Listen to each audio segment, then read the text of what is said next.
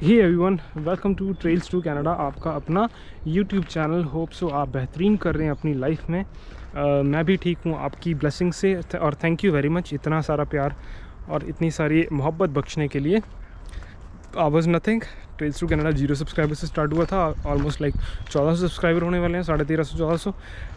Thank you very much, बहुत बहुत शुक्रिया। कैसे करूँ आपका शुक्रिया वो भी समझ में नहीं आता। तो आज हम बात करेंगे न्यूजीलैंड के बारे में। न्यूजीलैंड की विजिटर वीज़ा के बारे में आपको बताना है मैंने। क्या रिक्वायरमेंट्स रहती हैं, क्या फ़ीस रहती है, क्या ड्यूरेशन है, और क्या जो भी एक नॉर्मल विजिटर वीज़ा की रिक्वायरमेंट रहती है उसके बारे में आपको थोड़ा सा आज मैं डिटेल में थोड़ा सा गाइड करूँगा।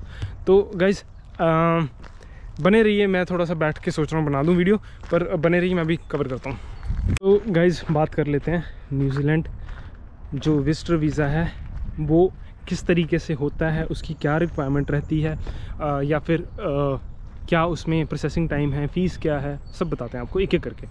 तो गैस न्यूजीलैंड का जो विजिटर वीज़ा है वो बेसिकली 2 कैटेगरीज़ में आता है। मतलब कि या फिर वो 6 मंथ्स का हो सकता है या फिर वो 9 मंथ्स का हो सकता है। उसमें भी 2 कैटेगरीज होती हैं, या फिर वो सिंगल एंट्री हो सकती है या फिर वो मल्टीपल एंट्री हो सकती है। अब सिंगल एंट्री मल्टीपल एंट्री का क्या मतलब है वो आपको थोड़ा सा एक्सप्लेन कर देते हैं। सिंगल एंट्री का मतलब है कि आप एक बार एंटर करके न्यूजीलैंड में कुछ टाइम ड्यूरेशन के लिए आपको वहाँ पे रहना है। मतलब कि आप मान लो 9 मंथ्स का आपका वीज़ा, तो आप 9 मंथ्स के लिए रह सकते हैं, फिर आपको वापस आना पड़ेगा। 18 मंथ्स बाद फिर आप री एंटर नहीं कर सकते, आपको दोबारा अप्लाई करना पड़ेगा। तो ये सिंगल एंट्री वीज़ा है। अगर आपका मल्टीपल एंट्री है तो आप मल्टीपल एंट्रीज़ कर सकते हैं कितनी मर्जी बार भी न्यूजीलैंड के अंदर। तो जहाँ तक मैंने पढ़ा है, सिंगल एंट्री जो वीज़ा है वो 9 मंथ्स का होता है, मल्टीपल एंट्री जो वीज़ा है वो होता है 6 मंथ्स का। अभी कवर करते हैं। अच्छा, सिंगल और मल्टीपल आपको मैंने बता दिया। अब आप 2 तरीके से अप्लाई कर सकते हैं विजिटर वीज़ा न्यूजीलैंड के लिए। तो अगर आप न्यूजीलैंड का विजिटर वीज़ा अप्लाई करते हैं तो या तो विद स्पॉन्सर अप्लाई कर सकते हैं या फिर विदाउट स्पॉन्सर अप्लाई कर सकते हैं। तो विद स्पॉन्सर की क्या रिक्वायरमेंट्स हैं वो मैं कवर नहीं कर पाऊँगा, क्योंकि उसकी रिक्वायरमेंट्स थोड़ी सी डिफिकल्ट होती है और थोड़ी ज़्यादा जैसे उनके बैंक स्टेटमेंट्स लगती हैं और चीज़ें लगती हैं। तो मैं जो कवर करूँगा वो करूँगा विदाउट स्पॉन्सर, मतलब कि नॉर्मल विजिटर वीज़ा। तो मैंने आपको बता दिया कि 9 मंथ्स का हो सकता है या फिर 6 मंथ्स का हो सकता है, मल्टीपल एंट्री हो सकती है या फिर सिंगल एंट्री हो सकती है। रिक्वायरमेंट्स क्या है, तो मैंने आइडल केस ये लगाया था कि मेरी जो ऑडियंस अगर वो इंडिया से है, वो अप्लाई करती है नॉर्दर्न रीजन से या दिल्ली या उस तरफ से, तो आपको क्या करना है, आपको पहले जो प्रोसेसिंग टाइम है इसका बता देता हूँ। वो 2 वीक्स होता है। 80% जो एप्लीकेशन है वो 2 वीक्स में ख़त्म हो जाती हैं। दूसरी इंपॉर्टेंट चीज़ जो इसकी फ़ीस है वो 211 न्यूजीलैंड डॉलर्स है। तो मैं 2024 की वीडियो बना रहा हूँ, तो आज की डेट में देखा जाए तो इसकी 211 न्यूजीलैंड डॉलर की फ़ीस है इसकी। अगली बात करता हूँ, अगली आपको चीज़ बतानी है वो ये है कि रिक्वायरमेंट्स क्या क्या है डॉक्यूमेंट्स की। डॉक्यूमेंट्स की रिक्वायरमेंट क्या होती है कि आपको जेन्युइन इंटेंशन दिखानी होती है, आपको अपना प्रूफ ऑफ आइडेंटिटी दिखाना होता है जिसमें पासपोर्ट आ जाती है। जेन्युइन इंटेंशंस कैसे वेरीफाई होती है वो आपकी एप्लीकेशन से ही वेरीफाई कर लेते हैं। फिर आपको कुछ केसेस में आपको मेडिकल भी मांगा जा सकता है आपसे। तो मेडिकल में बेसिकली एक्सरे वगैरह होते हैं चेस्ट के, या कुछ और रिक्वायरमेंट हो सकती है जो भी उस टाइम पर उनकी रिक्वायरमेंट होगी या जो भी वो मांग सकते हैं। एक और चीज़ जिसमें PCC आता है, वो सब केसेस में एप्लीकेबल नहीं होता, बट कुछ केसेस में आपको PCC भी लगाना पड़ सकता है। अब एक और चीज़ जो आपको मैंने बतानी है वो है स्पॉन्सरशिप वाली। स्पॉन्सरशिप वाली ये होती है कि गाइज कि आपको एक स्पॉन्सर बंदा कर रहा है, तो आपकी टेक केयर जितने भी टाइम तक आप न्यूजीलैंड में हैं वो करेगा। आपका रहना खाना पीना सब उसको करना पड़ता है, तो उसके डॉक्यूमेंट्स ज़्यादा लगते हैं स्पॉन्सरशिप में। अगर आप खुद से अप्लाई कर रहे हैं या खुद से जाना चाहते हैं तो आपको ये दिखाना पड़ेगा कि आपके पास इनफ फंड्स हैं। फंड्स में जैसे फॉर एग्जांपल आपने होटल बुकिंग कर रखी है या फिर आपने अकोमोडेशन फाइंड कर रखी है, तो उसकी सारी रिसिप्ट्स वगैरह लग जाती हैं। फिर अगर ऑलमोस्ट लाइक अगर आप 6 मंथ्स के लिए रह रहे हैं तो फंड्स $1000 पर मंथ, ये न्यूजीलैंड डॉलर की बात कर रहा हूँ, इतने आपको दिखाने पड़ेंगे, ठीक है।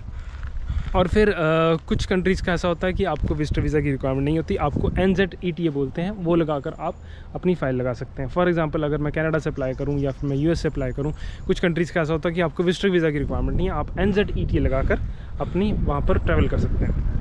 तो ये मोटा मोटा था न्यूजीलैंड विजिटर वीज़ा का प्रोसेस। अगर आपको डिटेल इन्फॉर्मेशन चाहिए मेरे पास, आप बुक कर सकते हैं सेशन, हमारी डेडिकेटेड टीम है।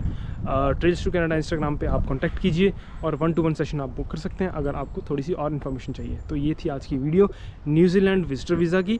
होप सो आपको थोड़ा सा समझ में आया हो। इतनी ज़्यादा रिक्वायरमेंट नहीं रहती, इतना कोई मुश्किल प्रोसेस नहीं है। 80% एप्लीकेशन 2 वीक्स में प्रोसेसिंग हो जाती है, बहुत लंबा प्रोसेस नहीं है। ईज़िली आप अप्लाई कर सकते हैं, ईज़िली आप गो थ्रू कर सकते हैं एप्लीकेशन के लिए, और इतने रिफ्यूज़ल नहीं हो सकते अगर आपकी जो एप्लीकेशन है जेन्युइन तरीके से लगी है।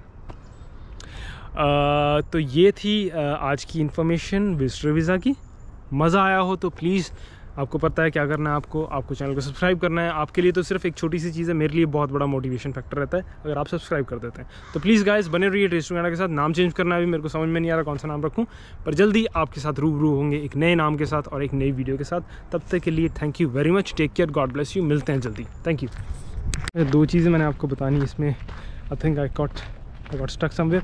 तो मैंने 2 चीज़ें आपको बतानी है। न्यूजीलैंड जो विजिटर वीज़ा है, इसमें 2 चीज़ें और होती हैं।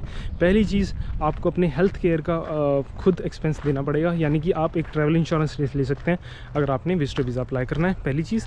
दूसरी इंपॉर्टेंट चीज़, ये सिंगल एप्लीकेंट की बात करी है, जो भी मैंने इन्फॉर्मेशन आपको बताई है सिंगल एप्लीकेंट की है। अगर आपने मल्टीपल एप्लीकेंट्स डालने हैं तो अपनी फैमिली को डाल सकते हैं, अपने डिपेंडेंट्स को डाल सकते हैं up to the age of 19। उसके लिए फिर थोड़ी कॉस्ट एक्स्ट्रा हो जाएगी, उनकी अकोमोडेशन, उनका खाना पीना, वो अकॉर्डिंगली आपको ऐड करने पड़ेंगे एक्सपेंसेस में। तो ये थी मोटी मोटी इन्फॉर्मेशन विजिटर वीज़ा की न्यूजीलैंड की। अगर आपको डिटेल में चाहिए इन्फॉर्मेशन, प्लीज़ कॉन्टैक्ट कीजिए trailstocanada@gmail.com या फिर trails to Canada इंस्टाग्राम पर कॉन्टैक्ट कर लीजिए। मेरी डेडिकेटेड टीम है, जैसे मैंने आपको बताया। थोड़ा सा तेज़ बोल रहा हूँ क्योंकि बैटरी डाउन है GoPro की। तो जैसे मैंने आपको बताया कि आप ट्रेल्स टू कनाडा इंस्टाग्राम पर कॉन्टैक्ट कर सकते हैं, 1-to-1 सेशन बुक कर सकते हैं। कोई भी इन्फॉर्मेशन चाहिए, छोटी से छोटी, बड़ी से बड़ी, मैं ट्राई टू करूँगा सॉल्व करने के लिए। हमारी प्रोफेशनल टीम है। और फिर ये थी आज की वीडियो गाइस। जैसे मैं आपको बोलता हूँ, आपको पता क्या करना है। फिर से मिलेंगे एक धमाकेदार वीडियो के साथ ट्रेल्स टू कनाडा में। Take care guys, God bless you, bye.